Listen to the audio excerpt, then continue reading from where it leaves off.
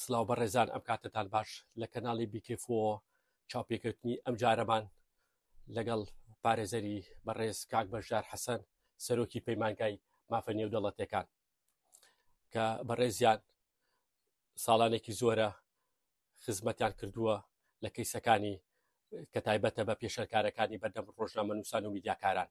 ئێستا شەچینە لای بەڕێزیان زۆر سوپاسی بەڕێز دەکەین کە ئێمڕۆ ئامادە بووین بۆ چاپێککەوتنە.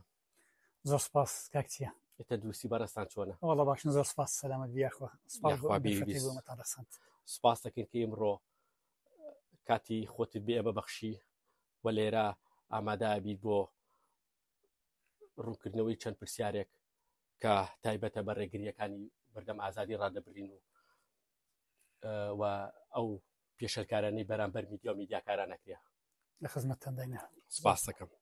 بەڕێستان چۆنە ڕوانە ئەو دۆخە پڕ ئاڵێنکاریەی کە ئێستا بەرەوروی ڕۆژنامەنووسان ئەکرێتەوە کە راپۆرتەکانی کە راپۆرتی ساڵانە ڕۆژنامەنووسان و ڕێکخراوەکان ئاماژە بەوە دەکا کە چەندین پێشەرکاری بەرامبەر ڕۆژنامەنووسان و میدیاکاران دەکرێت.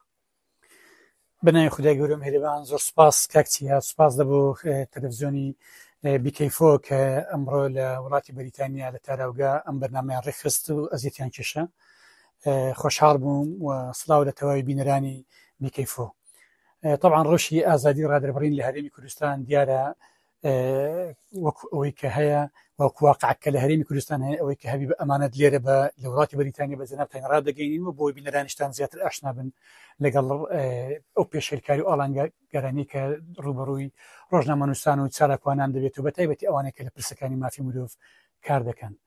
هەڵبەتە ئێمە پێشینەیەکی تۆزێک ناخۆشمان هەیە لەسەر پێشەرکاری بەرامبەر بە ڕۆژنامەنووسان لەوەی کەس لە ساڵانی ڕابردوو کۆمپانیەک ڕۆژنامەنووس لە ناوچە جیاجیەکانی هەرێمی کوردستان هەریەکە و بە شێوازێک تۆمەتیان ئاراستە دەکرا و دەستگیر دەکران تۆمەتی بێبنەما.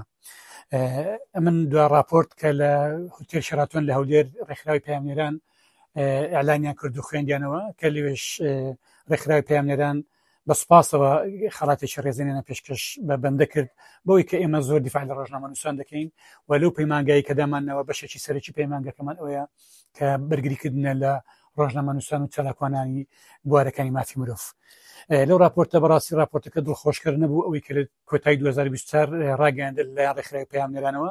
پێمان خۆش بوو لە بەردەم یەکێتی ئەوروپا لە بەردەم یۆنامی لە بەردەم نێردە دیبلۆماتیەکان کە لەوێ حاضر بوون و نوێنەری حکوومەتی هەرێم و پارێزگاری هەولێر و هەموو دانیشتە بوون. پێمان خۆش بوو وڵاتەکەمان هەرێمی کوردستان بە شێوازێکی تر ئەم راپۆرتە پێشکەش بکرا کە ئەستەن یەک تاکە پێشەرکاری بەرامبەر ڕۆژنامەنووسان و چالاکوانان نەبایەوە بەتایبەتی ڕۆژنامەنووسان. ئەو داتایانێکی پێشکەشکرا بەڕاستی داتای دڵخۆشکەر نەبوون و ئێمە لە ناخەوە پێمان ناخۆش بوو بەڵام چەکی واقعەکە کە هەیە لە هەرێمی کوردستان دەبین مامەڵی لەگەڵ بکەین و دەبی ئیرادەیە کە بێ ئێمە هەرکەس ڕاستە خۆمان و هەرکەس بە حەزمی خۆمان لە هەوڵی ئەوە دابین کە ئەم وەزع بەرەو باشتر و دۆخە بەرەو باشتر ببین. زۆر سپاس بۆ ڕوونکردنەوەکەت. ئێوە لە ڕووی یاساییەوە چۆنە ڕواننا ئەو کەسی ئەو ڕۆژنامەنووسانەی کە بێ بڕیاری دادگا گیرێن؟ ئایا هۆکاری ئەمە چیەکە هەندێک ڕۆژنامەنووسمانەیە کە بێ ئەوەی ببرێنە بەردەم دادگاوە بێ ئەوەی هیچ فرمانێکی دادگاییان بۆ دەربچێت بەڕووی دەگیرێن و دەستگیر دەکرێن؟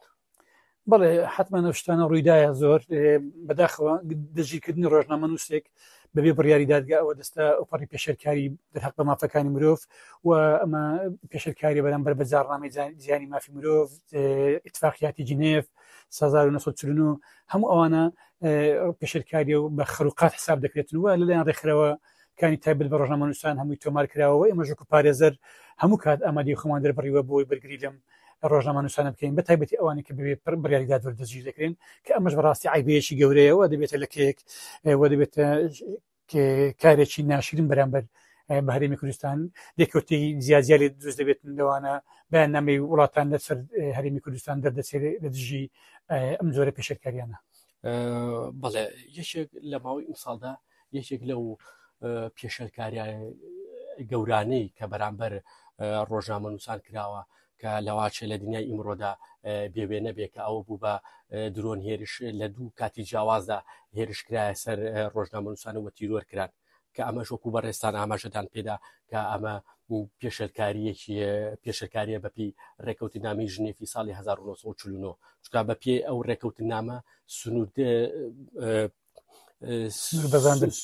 بەزاندنە و هەروەها درڕندەی شەڕ سنووردار دەکات بۆ پێی کە هاوڵاتیانی مەدەنی و جا دەکاتەوە لە هێزە چەکدارەکان و بەپی ئەو پۆڵێنکاریش کە کراوە کاری ڕۆژنامەنووسی و کاری میدیایی دەچێتە قاڵبی هاوڵاتیانی مەدەنیەوە وەکو هاوڵاتیانی مەدەنی تعاملە لەگەڵاکرێ. ئایا چۆن ئێوە ئەم پێش هاتە مەترسیدارە لێکەدەنەوە لە ڕووی یاسایەکەیەوە؟ طبعا ئەمە لە ڕووی یاسای دەوڵەتیەوە مەدی پرسە بکەینەمە بابەتەکە پرسیەکە پەیوەنی بە یاسای دەوڵەتیەوە هەیە. سنوور بەزاندنی هەر وڵاتی لەگە وڵاتێکی تر دەبێتە خروقات و دەبێت ئەو وڵاتی کە پێشەرکایی لە سنوورەکان دەکرێت مەفروزە لە ڕێگەی وەزارەتی خارجیە لە مەجلیسی ئەمن و لە UN سکاڵا بنووسێ لە دژی ئەو وڵاتێکا دێ خاکەکەی دەبەزێنێ و بە تایبەتی یعنی بە ئامانزگرتنی ڕۆژنامەنووسان بەداخەوە کە لە ماوە ڕابردوو 3 ڕۆژنامەنووس لە هێرشێکیان یەکدا ڕۆژنامەنووسێک لە هێرشێکیشیان 2 ڕۆژنامەنووس پێکەوە کرانە ئامانز و ژیانە لەدەستدا ڕۆحیان شاد. ئێمە کاتی بەیاننامەی خۆمان دەرکرد و ئێمە کاتی موقفمان هەبوو، بەڵام وەکو پێویست دەبوو وەزارەتی خارجی عێراق و هەروەها هەرێمی کوردستانیش زیاتر و تونتر ئەگەرچی بەیاننامەیەک دەرکرا بەڵام دەبوو بەیاننامەی تونتر دەربکرێ و داوا لە حکوومەتی عێراق بکرێتن بە فەرمی سکارە لەسەر ئەو وڵاتە بنووسێ کە پێشێرکاری بەرامبەر بۆ ڕۆژنامەنووسان نەکردیە. تاوەکو ئێستا لەو کەیسیان بە فەرمی حکوومەتی عێراقیان حکوومەتی هەرێم هیچ سکاڵایەکی تۆمار کردووە؟ نەخێر، تەنها یەک سکاڵا لە کاتی خۆی بژمارەیەک گەشتیاری عەرەب لە منتیقەی بادینان لە گەشتدا بوون کە درۆنەکانی تورکیا گەشتیاران کردە ئامانج و چەندین خەڵکی هاوڵاتی سیڤیلیان شەهید کرد لەوێ بەڵێ وەزارەتی خارجی عێراق بە فەرمی سکاڵایەک تۆمار کرد، بەڵام تا ئێستا دەرەنجامی سکاڵایەکە لە بۆ هیچ دایک ڕوون نەکراوەتەوە. بەڵێ ڕۆژنامەنووسان لە چوارچێوەی کارەکانیاندا چاودێری پەیوەندی نێوان هاوڵاتی و دەسەڵاتەکەن و بەو پێش کە بەواتەیەکی تر گەندەڵی و بەهادەردانی سامانی نیشتیمانی ئاسایشی کۆمەڵایەتی تێک دەدا کە ڕۆژنامەنووسان زۆر جار لەسەر جوڵاندنی ئەم کەیسانە بەرەو ڕووی تیرۆر و دۆقات نەبنەوە. ئایا تۆ چۆن ئەم لێکەوتە لێکە دەیتەوە لە ڕووی یاسایەکەیەوە؟ خۆی کاک چیاڕاستی ئیشی ڕۆژنامەنووس ئەوەیە گەیاندنی حەدەسەکانە لە بۆ خەڵک بۆ بەرجی خەڵک بێخیت بە شێوازی نووسین بێت چ بە شێوازی تەسویر و ڤیدیۆ و تەلەڤیزیۆن و کەناڵەکان ڕاگەیاندن بێت. ڕۆژنامەنووس واقعەکەیە دەیگەیەنیتن و بڵاوی دەکاتەوە. دەسەڵاتدارانیش هەر کاتێک کە بزانن ئەو هەواڵی ڕۆژنامەنووسە کە دەیگەیەنی یان بڵاوی دەکاتەوە زەرەر بە بەرژەوەندەکانیان دەگەینی لە بەرژەوەندەکانیان دەدا بە تەکید ئەوانە ڕەتفعلیان لا پەیدا دەبێت. ڕەتفعلەکانیش جاری وایە زۆر توندە دەکرد بێتە هۆکاری ئەوەی کە سیناریۆی جیا و سیناریۆی جۆرا زۆر لە بۆ ڕۆژنامەنووسانە دروست دەکەن بەداخەوە بۆی بیان خەرە کونجەکانی زیندانەوە. بەڵام لەگەڵ ئەوەش خەڵکێکی شەیە کە پارپشتی لە ڕۆژنامەنووسانە دەکەن. ڕۆژنامەنووسان لە کوردستان لەگەڵ ئەوەی کە تووشی دائیم دووچاری کێشە و هەڕەشە و مەترسی و ڕاوە دوونان دەبنەوە، بەڵام لە هەمان کاتیشدا خەڵکانێک هەنەوە وەک ئێمەمانن کە ئێمە ژمارەیەکی زۆر لە پارێزەران منداڵی کورد خۆیان تەرخان کردووە بۆ ئەم کارە و هەروەها ژمارەیەک ڕێکخراوی بیانیش وهروە دەستەی مافی مرۆڤ بە بەردەوام لە پارپشت ڕۆژنامەنووسانەدا. هەستەکەی ئەو ڕێکخراوانەی کە هەیە لە کوردستان ویان لە دەرەوە دەور و کاریگەریان هەبوو بێ لەسەر ئەو کەیسی ئەو ڕۆژنامەنووسانی کە بەرەو ڕووی هێرش و پێشەکاری بوونەتەوە؟ بەڵێ ئەکید بەتایبەتی مەسەڵەن CPJ لە هەرێمی کوردستان ڕێکخراوی پەیامنێران لە هەرێمی کوردستانن، ئەوانە بەردەوام و میترۆ هەروەها چەند دەستگایەکی دیکە و منەظەمێشتی NGO شەنە لەو بوارانە کار دەکەن بەردەوام ئەوانە راپۆرت بڵاو دەکەنەوە. دو راپۆرتی 2024 میترۆ و ڕێکخراوی پەیامنێران هەموو شتەکانی ڕوون کردەوە و ڕەوانەشیان کردە بۆ هەموو مجتەمەعی دەولی کە بەداخەوە هەرێمی کوردستان پانتای ئازادی ماوە بوو زۆر بەرتەس کردبووە. ئەگەرچی لە کاتی جیاواز کاتێک بۆ کاتێک جیاوازی هەیە لە هەندێک کاتێ زۆر بەرتەسشی دەکەن و هەندێک کاتیشێ فەزایەکە فراوانتر دەکەن، بەڵام هیوادارین ئەو پانتای ئازادی کە هەیە لە هەرێمی کوردستان کە لە چاری ئاداری 91 خەڵکی راپەڕینی سەرتاسەری کرد بۆی ئازادی بەدەستبێنێ لەلایەن دەسەڵاتی کوردیەوە ئازادیەکان بەرتەسی بکرێتەوە و ئەم پاتایش بچ بکرێتەوە. وەکو دەبینی لە راپۆرتەکانی ساڵانەی ئەو ڕێکخراوەکانە چەندین پێشەرکاری ئەبینین کە ئەوان پێشەرکارەکان تۆمارەکەن. ئایا حکوومەت هەنگاوی ناوە بۆ چارەسەرکردنی و پێشەکارانە لە ڕووی یاساییەوە یان پشتگوێ خستووە؟ ئەوەی ئەمە بینیمان بەڕاستی کاکسیە جاری وایە کە ئەو راپۆرتانە بڵاو دەکرێنەوە یان دەچێتە مجتەمەعی دەولی بەیاننامەیەک دەردەکات حکوومەت لە جیاتی ئەوەی بە پیر ئەو بانگەوازانەوە بچێتن یان چارەسەری ئەم کێشانە بکە دەبێتە وەڵامکاری جهتێک کە بەردەوام خەریکی ئەوەی وەڵامی ئەو بەیاننامانە دەداتەوە ئەمە پێمان باشەوە پێمان وایە لە جیاتی ئەوەی خەریکی وەڵامدانەوە بن دەستنیشانی ئەو نەخۆشییانە بکەن ئەو برینانە بکەن کە پێشتر ئەو ڕێکخراوانە ئەعلانیان کردی و چارەسەریان بکەن بۆی دووبارە نەبێتەوە. وەکو دیارە خۆپشاندان و گربوونەوەکان و مافێکی سروشتی هاوڵاتیە و هاوڵاتی لە هەر شوێنێکی ئەم جیهانە بێ و ئەو مافێتی کە داوای ئەو مافە سروشتی و مافە ئینسانیانەی خۆی بکە وەکو دەبینین لێرە خۆپشاندنان وەکو دەبینین لە کوردستان خۆپشاندان و گربوونەوەکان کە ئەکرێ و ئەو خۆپشاندەرانە لە بۆ داواکردنی حەقی خۆیان زۆرجار لە ڕێگەی هێزە ئەمنیەکانەوە ڕوبەڕووی هێرشی دەرونی جەسەدی دەبنەوە و سەرەڕای ئەمەش ڕێگری ئەکرێ لە میدیاکاران و ڕێگری ئەکرێ لە ڕۆژنامەنووسان کە ڕۆماڵی ئەو گربوونە و چالاکیانە بکەن. ئایا ئەمە لە ڕۆی یاسایەکەی و بە دووجار پێشەرکاری نبینی بەرامبەر بە مافەکانی مرۆڤ و بەرامبەر مافەکانی هاوڵاتی؟ خۆی ئەمە شتێکمانە پێ دەگوترێت دەستوری عراق تەنها لە بۆ منطقەی وەسەط و جنوبی عراقدا نەنراوە. دەستوری عراق لەسەر هەموو هەرێمی کوردستان و هەموو عراق هەموو ناوچەکان بەبێ جیاوازی دەبێت جێبەجێ بکرێت. مادەکمانەیە لە دەستور کە مادەی 38 ئاماژەی بۆ قسەیانەی زەنابەت کردووە کاکە چییە؟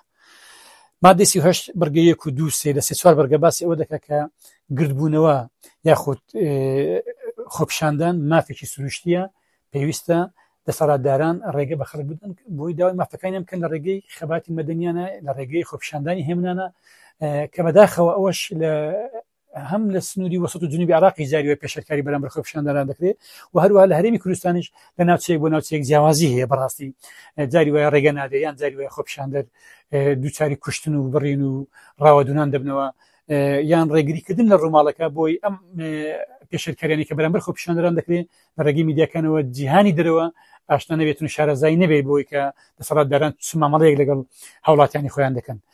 ڕێگریکردن لە خۆپشاندان ئەمە بەڕاستی لەگەڵ ڕوکنەکانی کۆمەڵگەی مەدەنی یەکانگیر نابێت یەک ناگرێتەوە. یەکێک لەو ڕوکنانە یان لە ئەساسیاتەنەی کە کۆمەڵگەی مەدەنی و دیموکراسی پێیوە دەنازێ دەڵێ من دیموکراسی ئەوەی کە خۆپشاندانە ڕێگە بدەیت کە خەڵک بە خەباتی مەدەنیانەیان لە وەرەقەیەش ئەیفۆری سپیداوای مافەکەی خۆی دەکات کە ئەمە پێم وایە خەتەرێک لەسەر ئەمن و ئاسایی شەرێمی کوردستان دروست ناکە. ئەوجا دەستگیریان دەکەن و دایانخەنە کونجەکانی زیندان و مادەیان بۆ دەکەنەوە مادەی تێکدانی ئاسایشی ناوخۆ کە زۆربەی بەشێکی زۆری ڕۆژنامەنووسان دووچاری ئەو مادە بوون و بەپێی ئەو مادەی دەستگیر کراون. ئەویش مادەیەکە لە یاسای ژمارە 21 ساڵی 2023 پەرلەمانی کوردستان تایبەت بە تێکدانی ئاسایشی ناوخۆ. هەستەکەی ئەو مادەی کە دانراوە مادەیەکی زیاتر تۆمەت بەخشەنەوەکو مادەیەک بێ کە بەرامبەر پێشەرکاری کرابێ بە ئەو مادە بەتەکید زیاتر دەبێت ئەو کەسانەیە کە دەبینن دەنگی بوێرن دەنگی درێرن کە دەبینن ناڕەزایی دەردەبڕن یان خەڵک ژیان لە ڕادێتن یەکسەر دێندەی هاونە زیندان بۆ مادەی دەستگیریان دەکەن. بەڵام لە جیاتی ئەوەی کە بێن ئەو ڕۆژنامەنووسیان ئەو خۆپشاندەرانەی کە داوای مافەکانی دەکەن لە جیاتی بەپیر بانگەوازەکانیان وتن دەچن دەستگیریان دەکەن کە مەشکارێکی خراپە لە بۆ سومعی هەرێمی کوردستان جوانی و ناشرینە. یعنی هەستەکەی سەروەری یاسای لە هەرێمی کوردستان خسوەتە ژە پرسیارەوە بەتەکید ئەم زۆرە کارانە کە ڕوو دەدەن ینی ئازادی ڕادەبڕین کە پێشێل دەکەن هەرێمی کوردستان لە کۆمەڵگەیەکی دیموکراسی بەرەو شێوازێکی تر ڕۆکی خۆی نیشان دەدات کە ئەویش تۆتالیتاریە کە بەداخەوە ئەم نامێ ئەو ناوی لێ بڵێم نێبنیم بەڵام ئەگەر ڕێگا نەدەن ئەکید وایان لێ دێتن ئەوەش خراپە وای لێ دێ مجتەمەعی دەولی ئەو پاڵپشتی ساڵانێک کە لە هەرێمی کوردستان دەکەن پاشگەز ببنەوە یان وەکو پێویست پاڵپشتی هەرێمیەکەمان نەکەن. زۆر سپاسی بەڕێز پارێزەر کاک بەشدار حەسەنەکەین بۆ ئەم دیدار و چاوپێکەوتنی. زۆر سپاسیانەکەین کە ئەرک و ماندووبوونی کێشا کە ئێمڕۆ لێرا بەشدار بوون. ئێمە بەناوی سنتەری میترۆ بۆ بەرگری کردین لە مافی ڕۆژنامەنووسان ئەمە راپۆرتی ساڵانەی سنتەری میترۆیە کە ئاماژەکە بە تەواوی پێشەلکاریەکان کە لە ماوەی ساڵی 2024 کە کراوە بە زمانی کوردی و عەرەبی و نیزی و هیوادارم بەڕێزت تەواوی ناڕۆکی ئەم کتێبە بخوێنیتەوە و لە ڕووە قانونیەکەیەوە و لە ڕووی یاسایەکەیەوە هەڵی بسەنجێنی و هیوادارین کە بەڕێزت بەردەوامبی لە کارەکە تا چووکاوکو جگەلەوەی کە کارێکی یاساییە ئەوی بەڕێزیەوە کارێکی مرۆڤ بەخشانەیە. سوپاسی بەڕێز دەکەم.